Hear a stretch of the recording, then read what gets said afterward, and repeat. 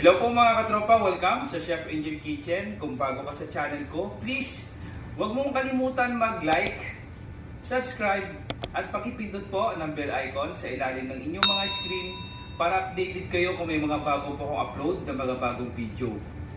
For today's episode, magluluto po tayo ng isang Ilocano dish. Very healthy at napakadali lang po lutuin. Magluluto po tayo ng dininding. So without further ado mga katropa, pasok na po tayo sa aking kusina.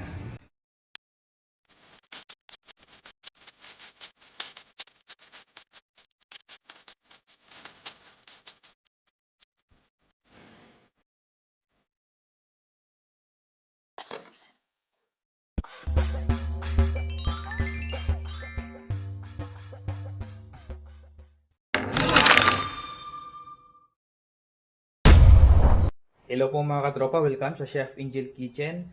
For today's episode po, magluluto po tayo ng isang Ilocano recipe. So yung lulutuin po natin ngayon is dininding.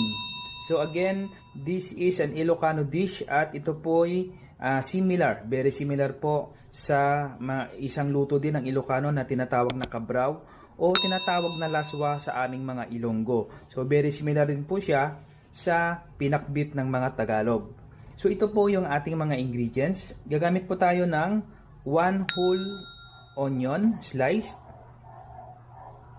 2 pieces na kamatis sliced, 1 thumb size ginger sliced, 3 tablespoon na bagoong isda. Gagamitin po tayo ng 1 cup na talong. So mas maigi po gamitin nating talong kung available po yung talong na bilog ay mas maganda pong gamitin sa ganitong recipe. Gagamitin po tayo ng 2 to 3 pieces na okra sliced at gagamitin po tayo ng 2 to 3 pieces na ampalayang bilog. So kung wala po kayong makuhang ampalayang bilog, yung ampalayang mahaba po ay pwede rin po yon. So gagamitin po tayo ng 1 cup na alokon.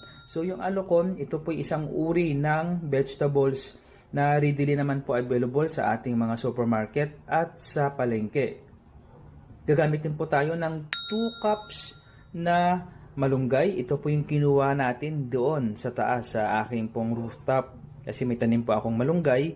So mas maigi po na kayurin po natin hanggang numipis po yung balat ng bunga ng ating malunggay para madali po siyang kainin at maging masarap. Gamitin po tayo ng 2 cups na kamote or tinatawag na sweet potato. Gagamitin po tayo ng 2 pritong isda.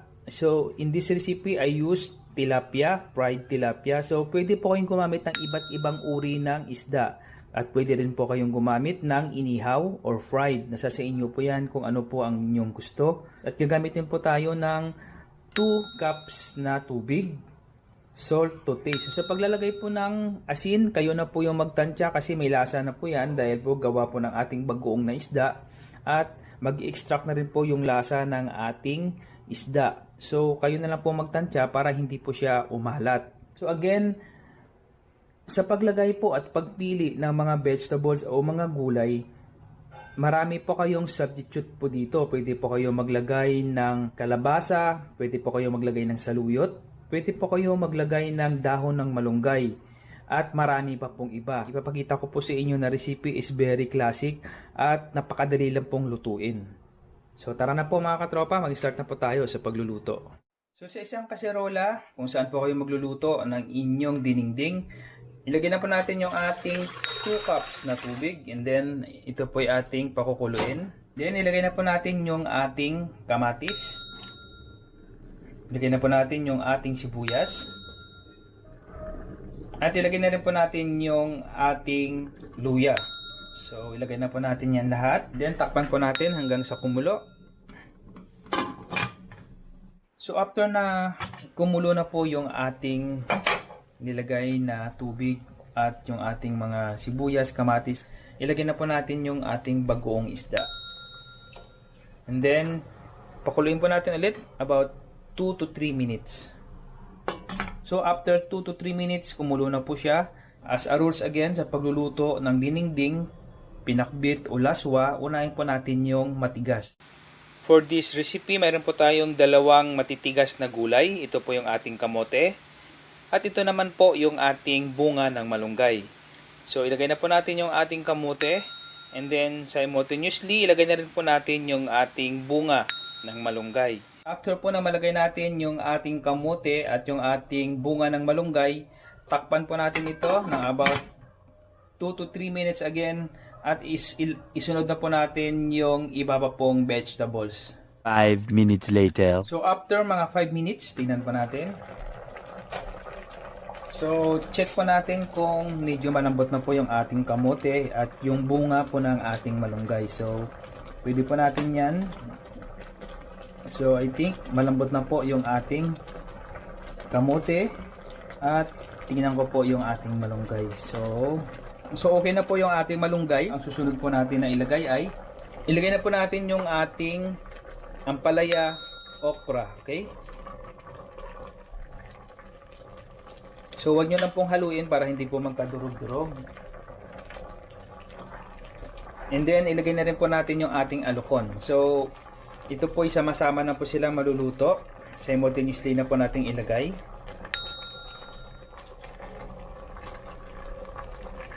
Okay. At ilagay na rin po natin yung ating talong.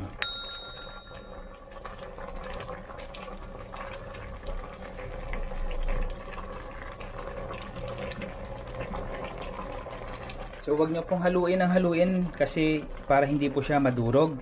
So takpan lang po natin hanggang po maluto. Yung magluluto po sa kanya yung steam po na nanggagaling po sa ating tubig.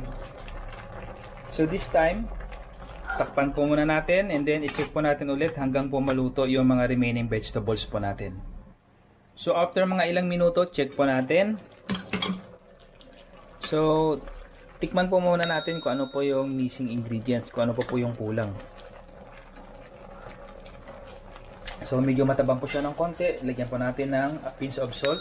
Gaya ng sabi ko, kayo na po magtansya ng salt para hindi umalat. Tikman nyo po muna. At gaya ng sinabi ko rin, pwede rin po kayo magdagdag ng ibang seasoning dito. Pwede po kayo maglagay ng granulated seasoning. Pwede po kayo maglagay ng MSG o betchin. After po na mga ilang minutes, check po natin kung medyo half cook na po yung ating gulay. So sa pagsatingin nyo po na medyo okay na po yung ating gulay, na medyo na half cook na po siya, ilagay na po natin yung ating isda. Yan. After po na malagay natin yung ating isda, takpan po natin at iwan po natin kumukulo at least 2 minutes and then patayin na po natin yung ating apoy para hindi po siya malata. So after 2 to 3 minutes, after po na malagay po natin yung ating isda, tingnan po natin. So, okay na po yan. Patayin na po natin yung ating apoy kasi po, gaya po ng sabi ko, kailangan po hindi po malata at ma-overcook yung ating mga gulay. So, takpan po natin yan. Again, as a rules, kailangan po wag pong overcook yung ating gulay. As I said before sa aking mga previous vlog, na after po na mag-half cook na po yung inyong gulay, pwede nyo na pong patayin ang apoy and then takpan lang po natin. Dahil tuloy-tuloy pa rin po ang cooking process po ng ating gulay. Yan po isang technique para hindi po malata yung inyong gulay. Gaya po ng pagluluto ng pakbet, pagluluto po ng laswa, or kahit ano pong uri ng gulay. So yan po ang technique. So again, mamaya po ipapakita ko po sa inyo at ipi-plating na po natin yung ating finished product na dinengding. So mga katropa, ito na po yung ating dinengding. Tamang-tama lang po yung kanyang pagkakaluto. Hindi po siya durog, hindi po siya lamog. Most especially po, half cook lang po yung ating mga gulay. Yan po ang pinaka-importante pag nagluluto po tayo ng dinengding para po hindi po matanggal ang mga nutrients at mga vitamins na nakukuha natin sa mga iba't iba't uring na vegetables. So ito po again si Chef Angel nagsasabi po sa inyo, mag-ingat po kayo palagi. And God bless!